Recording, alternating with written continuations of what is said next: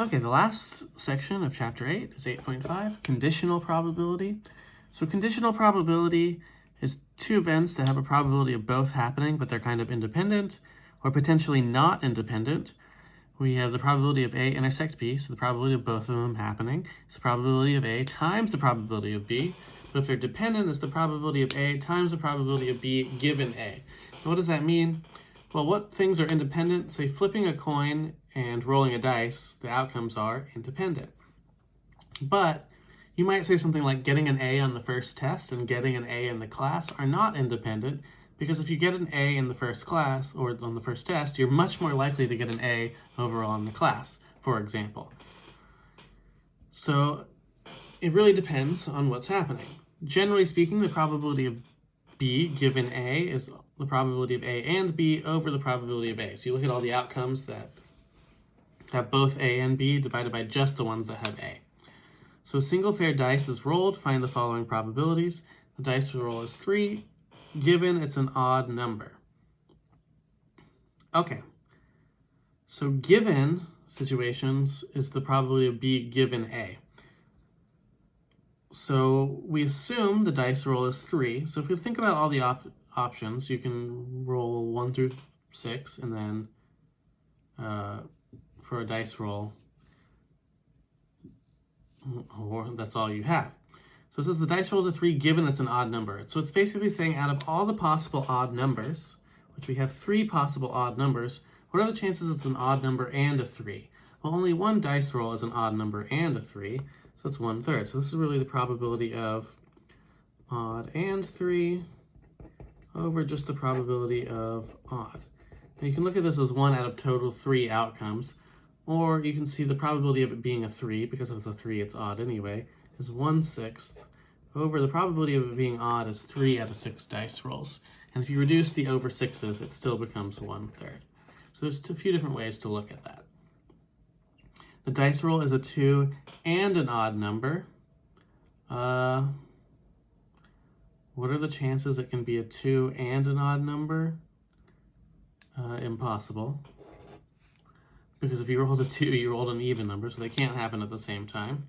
So if we think about this from the perspective up there, what is the probability that it's an odd and a 2 divided by the probability is divided by the probability of, say, odd. It just doesn't happen. I mean, you could look at it from an equation standpoint. You can work this equation around. For example, odd and a 2 would be up here, which means I would have to know odd given 2 or 2 given odd and the probability of odd itself. But anyway, it can't be a 2 and an odd. Those are disjoint. They can't happen at the same time. 2 fair dice are rolled. Find the following probabilities. The sum is 11, given the first roll is a 5. Okay, so the total number of first rolls, so the probability of it being 11 and first roll is 5, over the probability that the first roll is 5. So what are your chances the first roll is 5? There are 6 out of 36 of those. How many have a sum of 11 with a first roll of 5? 1 out of 36 of those. This reduces to 1/6. When you think about it, if your first roll is a 5, you could have 5-1, 5-2, 5-3, 5-4, 5-5, or 5-6. Only one of those has a sum of 11. It's the 5-6. So 1 out of those 6 possibilities gives you a sum of 11 that's also a first roll of 5. What's the probability of having a double given the sum is 6? Okay, so what about our sum is 6? This is the probability of double and sum 6 over just the probability of the sum of 6. So we know there's only 1 out of the 36, a 3-3. There's a double that is a sum of 6.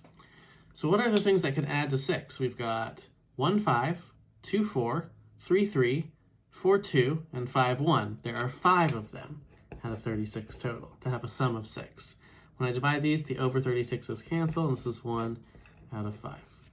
So the chances of having a double, given the sum is 6, is 1 out of 5. The number of doubles that are sums of 6's divided by the total different chances of having a sum of 6. This could always be easier if you had the picture in front of you to go off of. But you can use the picture in 8.4 for this. On the test, if I ask these, I usually put the picture on there for you. So let's continue this idea. 2 cards are drawn from a standard 52 card deck. Find the following probabilities. The second card is not red, given the first card was red. Okay, so what is the chances that these probabilities are going to work a little bit differently? The reason for that is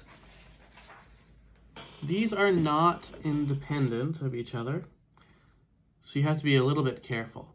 So the second card is not red given the first card is red.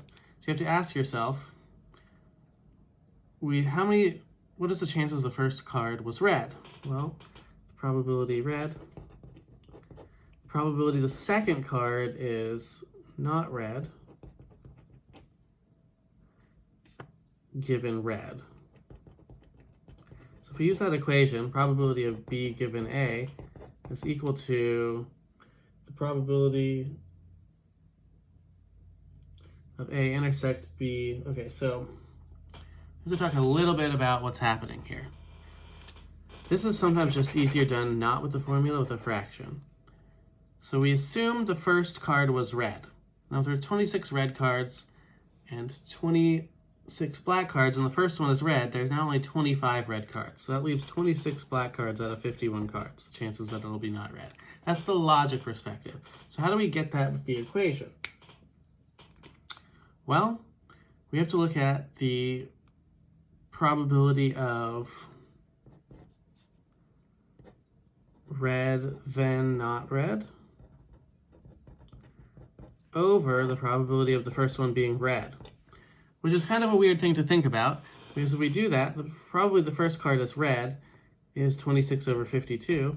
The probability the second one's not red is now 26 over 51, divided by the probability the first one is red, which is 26 over 52. So now what you see about this is there's these two 26 over 52s which will cancel, which will only leave the 26 over 51. So sometimes it's easier to just logic it than to try to use your probability formulas. You can't really use these in a logical way without logicking what and means. Now you draw a queen and a 9. It's a little bit tricky. So you could do a queen first, which is 4 out of 52, then a 9 second, which is 4 out of 51, or you could go the 9 first, because it doesn't say the order. It's 4 out of 51. So there's 2 different ways to do this thing. So let's really double what this is. So that's 1 over 13 times 4 over 51, and there's 2 of them. Makes a total of 8 over 510 plus 153, 663. Which is not a great chance. If you draw 2 cards, getting a queen and a 9 isn't that likely. Because it's just 2 different ways. You can go queen 9 or 9 queen. But you could have taken both of these numbers and added them together. They both would have been 4 over 663. Okay, so then finally from a table, in the above same 96 people as before, what are the chances of a male given they are Republican? So when you have a given equations, it changes the denominator. So you assume they are Republican. So there are 46 total Republicans. So you know that you're picking someone from a Republican. You want to see what your chances are picking a male out of that.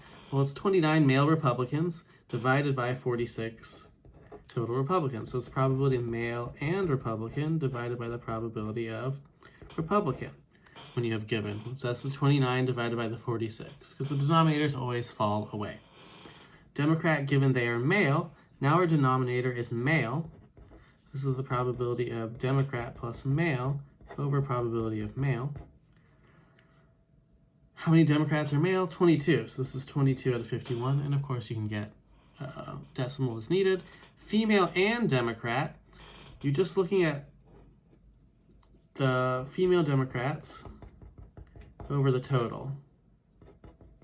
So that would be 28 out of 96.